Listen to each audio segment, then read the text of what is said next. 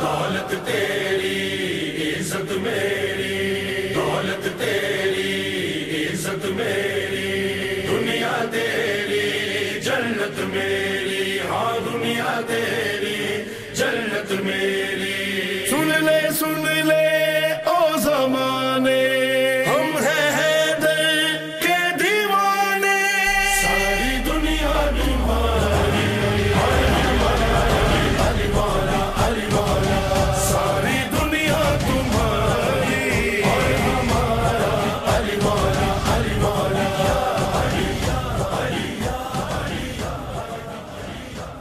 اعوذ باللہ من الشیطان الرجیم، بسم اللہ الرحمن الرحیم، الحمد للہ رب العالمین، والصلاة والسلام علی سید الانبیاء والمرسلین وعلی آلہ الطیبین الطاہرین، اما بعد فقد قال الامام زین العابدین علیہ السلام، شیعتنا یفرحون لفرحنا۔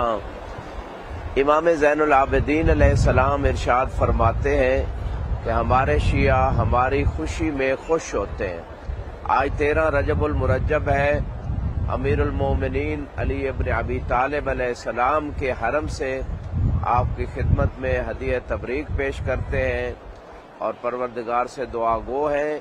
کہ ہمیں مولا کی شفاعت نصیب فرمائے، ان کی سیرت پہ چلنے کی توفیق عطا فرمائے۔ بہار الانوار کی 35 نمبر جلد میں امام صادق علیہ السلام ارشاد فرماتے ہیں کہ جب جناب فاطمہ بنت اسد نے آ کے جناب ابو طالب علیہ السلام کو رسول خدا صلی اللہ علیہ وآلہ وسلم کی آمد کی بشارت دی تو آپ نے فرمایا اصبری صبتاً انی ابشرک بمثلہ الا النبوہ، کہ اے فاطمہ بنت اسد آپ 30 سال صبر کریں، 30 سال کے بعد اللہ آپ کو اس نبی جیسا بیٹا عطا کرے گا، لیکن نبوت کے علاوہ باقی تمام کمالات وہی تیرے بیٹے میں بھی ہوں گے جو کمالات اللہ نے رسول خدا صلی اللہ علیہ وآلہ وسلم کو عطا کیے۔ یہ وہ خبر تھی جناب ابو طالب علیہ السلام کی جو آپ نے مولا علی کی ولادت سے 30 سال پہلے عطا فرمائی، اور یہ وہ علم تھا کہ جس کی تصدیق خود اللہ رب العزت نے اپنے قرآن میں کی، فرمایا انفسنا و انفسکم، کہ جب مباہلہ کے مقام پہ لے جایا گیا مختلف ہستیوں کو، ان میں ایک علی ابن ابی طالب علیہ السلام بھی تھے کہ جن کو اللہ نے نبی کی جان قرار دیا، یعنی وہی کمالات جو اللہ نے رسول خدا کو عطا کیے تھے، علم کے اعتبار سے، عفت و طہارت کے اعتبار سے، عبادت و سخاوت و کرم کے اعتبار سے، شجاعت کے اعتبار سے، وہی کمالات اللہ نے مولا علی علیہ السلام کو بھی عطا فرمائے، چونکہ خود رسول خدا فرماتے ہیں انا و علی من نور واحد، کہ میں اور علی ایک نور سے ہیں۔ تو جب نور کی حقیقت ایک ہے تو وہ صفات و کمالات بھی ایک جیسے ہیں۔ اب جناب ابو طالب علیہ السلام کے اس علم غیب جو اللہ نے انہیں عطا کیا، یہ دلالت کر رہا ہے کہ جناب ابو طالب علیہ السلام وسیع بھی تھے۔ بہت ساری ایسی ادلہ ہیں کہ بعض ادلہ کہتے ہیں کہ جناب ابو طالب نبی تھے، بعض نے یہ دعویٰ کیا لیکن بعض کہتے ہیں کہ وہ وصی تھے، جناب ابراہیم اور باقی انبیاء کی وصیتیں ان کے پاس تھیں، لیکن ان کے یہ غیب کی خبریں بتا رہا ہے کہ یقیناً خدا کے خاص بندوں میں سے جناب ابو طالب علیہ السلام تھے۔ لہذا یہ جو فرمایا نبوت کے علاوہ تمام کمالات مولا علی کے اندر ہوں گے جو اللہ نے اپنے حبیب مصطفیٰ کو عطا کی ہے، یہی بات فرمان مصطفیٰ میں بھی ہے جیسے اللہ کے قرآن میں ہے۔ غزوہ تبوک کے اوپر مشہور حدیث ہے جو سنی شیعہ کتابوں کے اندر موجود ہے۔ فرمایا یا علی انت منی بمنزلت ہارون من موسیٰ الا انہ لا نبی بعدی، اے علی تیرا وہی مقام ہے جو ہارون کا موسیٰ کی بارگاہ میں تھا، لیکن میرے بعد نبوت ختم ہے۔ لہذا جو بات جناب رسول خدا نے کی کہ جیسے موسیٰ کے وصی ہارون تھے، اسی طرح آپ بھی میرے وصی اور جانشین اور وزیر ہو۔ اور ایک اور روایت میں امام صادق علیہ السلام فرماتے ہیں کہ جب جناب فاطمہ بنت اسد نے آ کے رسول خدا کی آمد کی بشارت دی جناب ابو طالب علیہ السلام کو، تو آپ نے فرمایا لا تتعجبین انت تلدین بے وصیہ و وزیرہ، اے فاطمہ بنت اسد آپ جس نبی کی بشارت، اس کی آمد کی بشارت مجھے دے رہی ہیں، آپ اسی نبی کے وصی اور وزیر کی جو ہے ماں بننے والی ہیں، اور وہ آپ کا بیٹا ہوگا جو آخری نبی کا وصی بھی ہوگا اور وزیر بھی ہوگا۔ یہ ابو طالب علیہ السلام کی وہ بشارتیں ہیں جو امیر المومنین کی آمد سے 30 سال پہلے آپ نے عطا فرما دی تھی، اور اللہ کے رسول دعوت ذوالعشیرہ پہ اعلان نبوت کے بعد ارشاد فرما رہے تھے انت وصی و وزیری و خلیفتی، کہ تو میرا وصی ہے، وزیر ہے، خلیفہ ہے۔ آپ غدیر پہ بعد میں اعلان فرما رہے تھے من کنت مولاہ فہذا علی مولاہ۔ آپ غزوہ تبوک پہ بعد میں اعلان فرما رہے تھے علی کی وصایت و وزارت و خلافت کا، لیکن جناب ابو طالب علیہ السلام علی کی آمد سے پہلے خبر دے رہے تھے۔ تو یہ ہے جناب ابو طالب علیہ السلام کی شان اور مقام اور ان کا علم۔ اور بات جب آئی گئی ہے جناب ابو طالب کی، کیونکہ یہ وہ ہستیاں ہیں رسول خدا ہوں یا علی مرتضیٰ ہوں جن کی مبارکباد سب سے پہلے ابو طالب کا حق بنتا ہے۔ ابو طالب نے ان کو پالا، ابو طالب نے ان کی ایسی تربیت کی کہ اسلام اگر پروان چڑھا ہے تو ابو طالب علیہ السلام کی محنت اور ان کی تربیت کا نتیجہ تھا، اور ان کے اخلاص اور ان کا مقام کا نتیجہ تھا۔ اس لیے رسول خدا صلی اللہ علیہ وآلہ وسلم ارشاد فرماتے ہیں کہ جب میں معراج پہ تشریف لے گیا تو میں نے عرش کے پاس 4 ایسے نور دیکھے کہ جن انوار کی عظمت اور مقام جو ہے بہت بلند تھا خدا کی بارگاہ میں۔ تو میں نے سوال کیا پروردگار یہ کن کے انوار ہیں؟ تو اللہ نے فرمایا ایک عبد المطلب کا نور ہے، ایک تیرے بابا عبداللہ کا نور ہے، ایک ابو طالب کا نور ہے، اور ایک طالب کا نور ہے جو مولا علی کے بھائی اور جناب ابو طالب کے بیٹے تھے۔ تو اللہ کے رسول نے پوچھا یا الہی یہ عظمت ان کو کس وجہ سے ملی؟ تو اللہ نے فرمایا بکتمانہم الایمان و صبرہم علی ما ادوا، کہ انہوں نے چونکہ ایمان کو مخفی رکھا تھا اور جو ان کے ذمے اللہ نے ڈیوٹیاں لگائی تھی اس پہ انہوں نے صبر کیا، اس وجہ سے اللہ نے ان کو یہ مقام عطا کیا۔ ایک اور روایت میں ہے کہ جناب جابر نے آ کے سوال کیا اللہ کے رسول سے یا رسول اللہ امیر المومنین علی ابن ابی طالب کے میلاد کے بارے میں بتائیے۔ تو آپ نے فرمایا آپ نے ایک ایسے مولود کے بارے میں سوال کیا ہے جو میرے بعد سب سے افضل مولود ہے اور جس کی عظمت اور مقام بہت بلند و بالا ہے، اس مولود کے بارے میں آپ نے سوال کیا۔ تو آپ نے فرمایا ان اللہ خلقنی وخلق علی من نور واحد قبل ان خلق الخلق ب500,000 سنہ، کہ اللہ نے میرے نور کو اور علی کے نور کو باقی تمام مخلوقات کو خلق کرنے سے پہلے 5 لاکھ سال پہلے ہم دونوں کے نور کو خلق فرمایا تھا۔ اس کا مطلب یہ ہے کہ سب سے پہلی مخلوق جو عالم انوار میں خلق ہوئی وہ محمد علی ابن ابی طالب علیہ السلام تھے۔ لہذا پھر فرماتے ہیں کہ اللہ سبحانہ و تعالیٰ نے ہمارے نور کو آدم کے صلب میں رکھا جب آدم کی خلقت ہوئی، اور پھر آدم کے صلب سے تمام ہمارے جو آباء و اجداد تھے ان کے اصلاب کے اندر یہ نور آگے بڑھتا رہا، اور ان پاک صلبوں سے پاک رحموں کے اندر یہ نور منتقل ہوتا رہا۔ اور یہی بات زیارت وارثہ جو معتبر ہے امام حسین علیہ السلام کی، اس زیارت میں بھی یہ جملے ملتے ہیں جس میں امام فرماتے ہیں اشہد انک کنت نورا فی الاصلاب الشامخہ والارحام المطہرہ، کہ میں گواہی دیتا ہوں کہ آپ نور تھے بلند و بالا صلبوں کے اندر اور پاک رحموں کے اندر۔ تو اس کا مطلب ہے یہ وہ ہستیاں جن کے تمام آباء و اجداد جو ہیں ان کے صلب بلند و بالا ہیں، جس مقدس نور کو ان صلبوں میں رکھا گیا وہ صلب بھی بلند و بالا تھے، روحانیت کے اعتبار سے، عفت کے اعتبار سے، طہارت کے اعتبار سے، ایمان کے اعتبار سے، یا وہ انبیاء میں سے تھے ان کے آباء و اجداد، یا اوصیاء میں سے تھے، یا اولیاء اللہ میں سے تھے، یعنی بہت بلند و بالا مقام تھا ان صلبوں کا۔ اور اسی طرح تمام مائیں حوا علیہ السلام سے لے کر جناب فاطمہ بنت اسد تک اور جناب آمنہ بنت وہب تک تمام مائیں بلند و بالا تھی، تمام ماؤں کا مقام بہت بلند و بالا تھا، اور یہ وہ مائیں تھی جن کی عظمت کی گواہی جو ہے خود رسول خدا بھی دے رہے ہیں، اور امام صادق علیہ السلام اپنے جد کی زیارت امام حسین علیہ السلام میں بھی یہ فرما رہے ہیں۔ اور پھر فرماتے اللہ کے رسول کہ ہمارا نور جو تھا ہمارے آباء اور ہماری ماؤں ان کی پیشانیوں پہ ظاہر ہوتا تھا، بلکہ ہمارے نام ان کی پیشانیوں پہ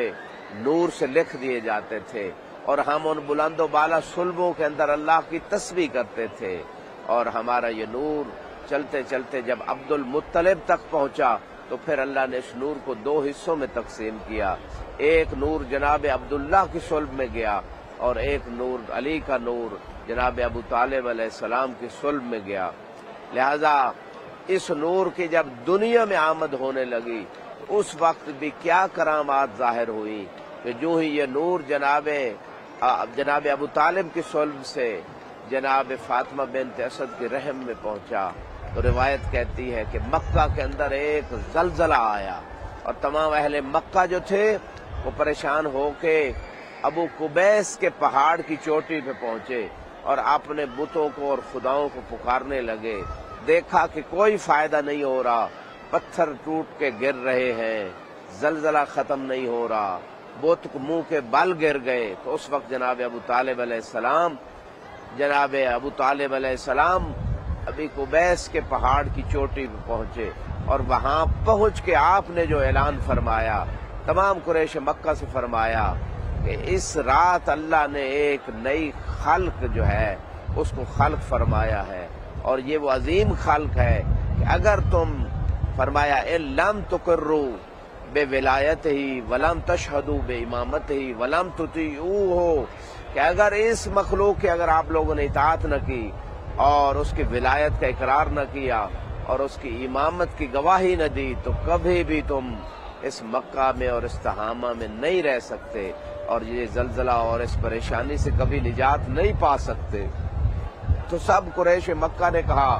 ہم اقرار کرتے ہیں اس بات کا ہے ابو طالب جس بات کا آپ فرما رہے ہیں۔ تو جو ہی انہوں نے علی کی ولایت اور امیر المومنین کی امامت کا اقرار کیا تو جناب ابو طالب علیہ السلام نے اس وقت دعا کے لیے ہاتھ بلند کیے، فرمایا اللہم بحق محمدیت المحمودہ وبالعلویت العالیہ وبفاطمۃ البیضاء، اے پروردگار تجھے اس تعریف شدہ محمدیت کا واسطہ، تجھے علی کی بلند و بالا علویت کا واسطہ، تجھے فاطمیت کے بلند و روشن مقام کا واسطہ، اللہ رافعت برحمتک علی التہامہ، کہ تو اپنے اس مکہ کی سرزمین کے اوپر رحمت اور رافت جو ہے نا اس کی نظر کرم فرما۔ جو ہی ابو طالب علیہ السلام کی دعا ختم ہوئی تو مکہ کے اندر اللہ سبحانہ و تعالیٰ نے اس تمام زلزلے کو اور تمام وہ جو ایک پریشانی کی کیفیت تھی اس کو ختم کر دیا۔ اور روایت یہ کہہ رہی ہے کہ جب بھی اہل مکہ کے اوپر کوئی پریشانی آتی تھی، کوئی مشکل آتی تھی، وہ ابو طالب علیہ السلام کی اسی دعا جناب رسول خدا، جناب علی المرتضیٰ اور جناب فاطمۃ الزہرا کا واسطہ دے کے دعا کرتے تھے اور ان کی پریشانی دور ہو جاتی تھی۔ لیکن وہ ان ہستیوں کو پہچانتے نہیں ہوتے تھے، ان کی معرفت نہیں تھی۔ تو جناب ابو طالب علیہ السلام کے بارے میں ایک اور روایت میں ملتی ہے کہ جب امیر المومنین علی ابن ابی طالب علیہ السلام تشریف لے آئے دنیا کے اندر، اس وقت بھی ایک نور ظاہر ہوا مکہ کے اندر، اشرقت السماء، اور اس نور نے آسمان کو نورانی کر دیا۔ وتضاعف ضیاء النجوم، تمام ستاروں کی جو روشنی تھی وہ اور بڑھ گئی۔ اہل مکہ حیرت میں تھے کہ یہ کیا واقعہ ہوا۔ تو جناب ابو طالب علیہ السلام مکہ کی گلیوں میں چلے اور چلتے ہوئے امیر المومنین کا تعارف بھی فرما رہے تھے، لوگوں کو بتا رہے تھے کہ اللہ نے ایک عظیم مخلوق کو خلق کیا ہے جو حجت اللہ ہے، جو غیظ المنافقین ہے، جو امام المتقین ہے، جو وسیع رسول رب العالمین ہے، جو قاتل المقام المشرکین ہے۔ یہ وہ ہے کہ جس کے ذریعے سے ہدایت کے راستے کھلیں گے، یہ وہ ہے جو متقیوں کا امام ہے، یہ وہ ہستی دنیا میں آئی ہے جو آخری رسول کا وصی ہے، یہ وہ ہستی ہے جس کے ذریعے سے لوگوں کو ہدایت نصیب ہوگی،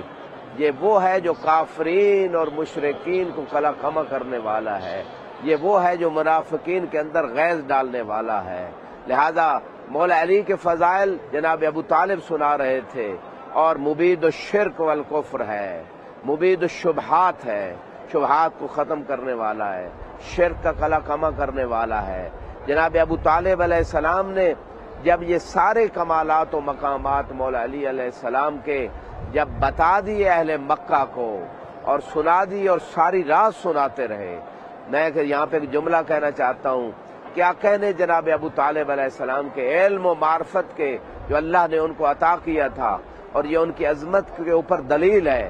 کہ جناب ابو طالب علیہ السلام علی کے وہ کمالات بھی بتا رہے تھے جو بعد میں ظاہر ہونے والے تھے، چاہے وہ امام المتقین کے حوالے سے ہے، چاہے وہ ہادی بن کے آئے ہیں، چاہے وہ شرک و کفر کا کلا کما کرنے کے لیے آئے ہیں۔ یہ وہ سارے کمالات تھے مولا علی علیہ السلام کے جو ابو طالب بتا پہلے رہے تھے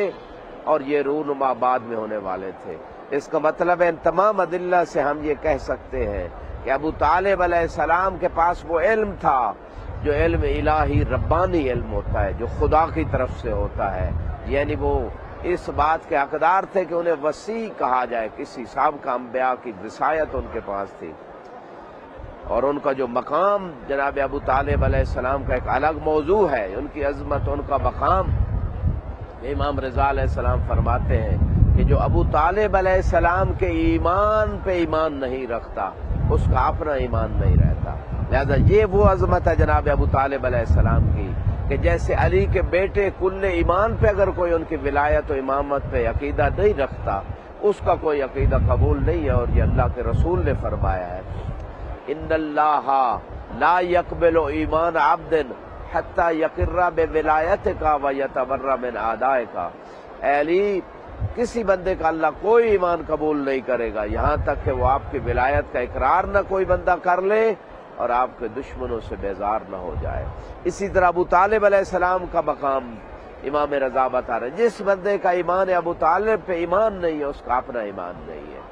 لہذا یہ بہت مہم بات ہے، یہ وہ ابو طالب علیہ السلام ہے کہ جن کے بارے میں معصوم فرماتے ہیں کہ اگر ابو طالب لو شفع فی جمیع مذنبی اہل الارض لقبلت شفاعتہ، کہ اگر تمام اہل زمین کے گنہگاروں کی شفاعت بھی ابو طالب علیہ السلام کرے تو اللہ تعالیٰ ان کی شفاعت کو قبول کرے گا۔ یہ ہے جناب ابو طالب علیہ السلام۔ تو امیر المومنین علیہ السلام جب دنیا میں تشریف لائے تو تشریف لانے کے بعد جو ہے جناب ابو طالب علیہ السلام نے ایک اعلان کیا، پورے اہل مکہ کے اندر ایک اعلان کروایا کہ اہل مکہ، اے قریش، اے عرب، جمع ہو جاؤ، میں اپنے بیٹے کا ولیمہ کرنا چاہتا ہوں۔ اور کیسا ولیمہ کیا؟ روایت کہتی ہے نہر 300 ابل، کہ 300 اونٹ ذبح کروائے، و1000 راس من البقر والغنم، اور 1000 گائے اور بھیڑ بکریاں ذبح کرائیں، یعنی 1300 جانور ذبح کرائے۔ اتنے بڑا ولیمے کا انتظام کیا۔ آج دنیا سے کوئی بڑے سے بڑا امیر آدمی بھی اتنا ارینجمنٹ نہیں کرتا۔ اس کا مطلب پورے عرب کو دعوت دی تھی اپنے بیٹے کے ولیمے کی، اور جب وہ جمع ہو گئے اور ولیمہ جو ہے نا تیار ہو گیا تو فرمایا پہلے جاؤ طوفوا بالبیت سبعا، کہ کعبہ کا طواف کرو